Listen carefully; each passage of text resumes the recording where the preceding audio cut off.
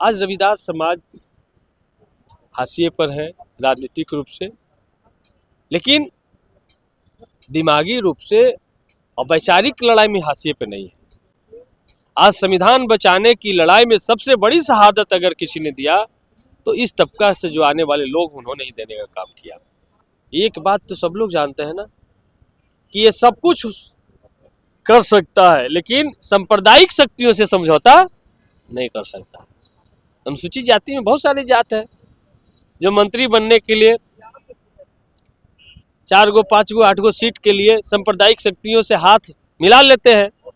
अभी हमारी मौजूदगी है पटना के रविदास आश्रम में और हमारे बीच में मखदूमपुर के पूर्व विधायक सतीश कुमार जी यहाँ पर मौजूद हैं। आज समतामूलक संग्राम दल के भाईचारा भोज उसी में शामिल हुए हैं और बहुत सारे दलित समाज के अच्छे अच्छे जो चेहरा हैं, जो नेता हैं, यहाँ पर सब मौजूद थे। जानते हैं कि सर दलित समाज का अभी जो स्थितियाँ परिस्थितियाँ हैं, खास करके रविदास समाज का, वो राजनीतिक में पीछे होते जा रहे हैं। आखिर कारण क्या है? देखिए, भोज रखा गया है। पहले तो समतामूलक संग्राम दल के जो भी आयोजक करता है उनको धन्यवाद। इन्होंने भोज रखा जिसका नाम उन्होंने भाईचारा भोज रखा, लेकिन हमें लगता है कि इसका नाम होना चाहिए था आपसी भाईचारा भोज। हम आपस में ही भाईचारगी नहीं रखते, हम दूसरे से भाईचारगी तो रखना चाहते हैं। भावना हमारे मन में भाईचारगी का है, लेकिन हम आपस में भाईचारा मेंटेन नहीं रखना चाहते।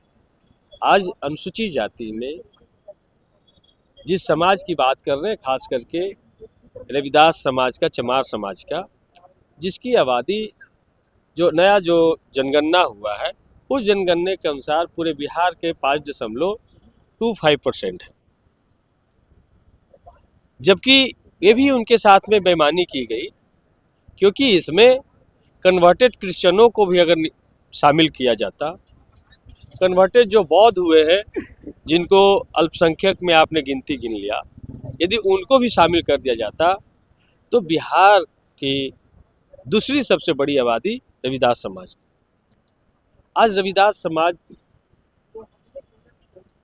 हाशिए पर है राजनीतिक रूप से, लेकिन दिमागी रूप से और वैचारिक लड़ाई में हाशिए पे नहीं है।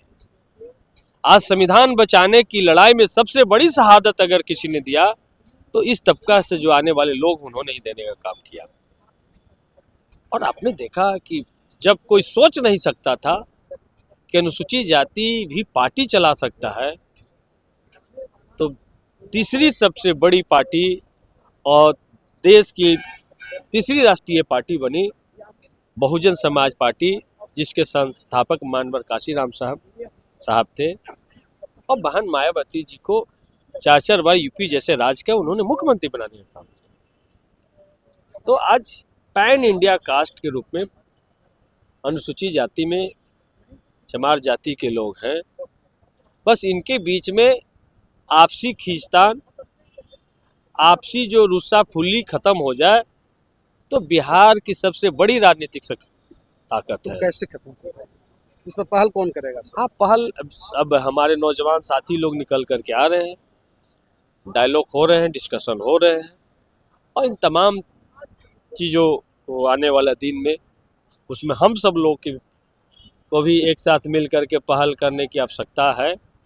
और यकीनन एक सामाजिक और राजनीतिक विकल्प हम दे सकते हैं। बस हम सब लोग को खुले मन से बैठ करके और संविधान के एजेंडे पे, अपने एजेंडे पे बात करने की ज़रूरत है। और आज एक बात तो सब लोग जानते हैं ना कि ये सब कुछ कर सकता है, लेकिन सांप्रदायिक शक्तियों से समझौता नहीं कर सकता। अनुसूचित जाति में बहुत सारी जात है जो मंत्री बनने के लिए 4 गो 5 गो 8 गो सीट के लिए सांप्रदायिक शक्तियों से हाथ मिला लेते हैं, और यहाँ तक कह देते हैं कि अब तो अनुसूचित जाति को रिजर्वेशन की जरूरत भी नहीं है, और सबसे पहले रिजर्वेशन लेने के लिए वही लाइन में खड़ा रहते हैं। अपने भी ले लेते हैं, जीजा जी के भी ले लेते हैं, भाई के भी ले लेते हैं। मतलब कि अगर उनके यहाँ रिश्ता भी होता होगा तो कह रहे हैं कि अगला टिकट आपको दे देंगे, हमारे यहाँ रिश्ता कर लीजिए। हैं? यहाँ ससुर भी शामिल हो जाते हैं, बेटा भी शामिल हो, समधन भी शामिल हो जाते हैं, पुतोह भी शामिल हो जाते हैं, दामाद भी शामिल हो जाते हैं। इस तरीके का अभी चल रहा है।